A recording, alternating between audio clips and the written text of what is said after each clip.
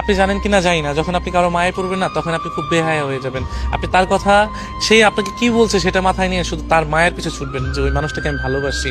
এই একটা জিনিস খেয়াল করেছেন যে কাটা ঘায়ে যখন লবণ দিলে যেমন যন্ত্রণা হয় না, আদৌ কি জানেন কিনা জানি না, দেখবেন কি তাজা কোনো মাছের উপরে যখন আপনি লবণ ছিটান তখন ওই মাছটা না যন্ত্রণা ছটফট ছটফট করে। তো অমনটাও না কিছু মানুষ বা কিছু ভালোবাসার মানুষ থাকে, যে মানুষটার মায়ে পড়ে এতটা বেহায়া হয় যে মানুষটা বারবার তাড়িয়ে দেওয়ার পর নয় মানুষটার কাছে বারবার ছুটে যায়।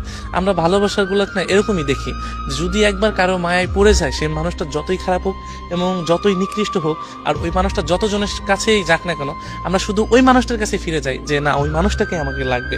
এর জন্য মায়া বড় খারাপ একটা জিনিস। যদি কারোর শরীরে বা অন্তরে একবার লেগে যায় না, শুধু ওই মানুষটা না ওই মানুষটার কাছেই টানে। আর ওই মানুষটা আপনাকে তাড়িয়ে দিবে, ওই মানুষটা আপনাকে বুঝবে না, ওই মানুষটা আপনার সামনে অন্যজনের সাথে মিশবে, ওই মানুষটা আপনার সামনে আপনি যেই জিনিসগুলো পছন্দ করেন না সেই জিনিসগুলো বারবার করার চেষ্টা করবে। কিন্তু ওই মানুষগুলো না একটা সময় দেখা যায় ওইটা বেশি বেশি করার পরও না, তারপরও ওই মানুষগুলোর কাছে ছুটে যাবে। কারণ কি জানেন, ওই একটা মাত্র কারণ, মায়া।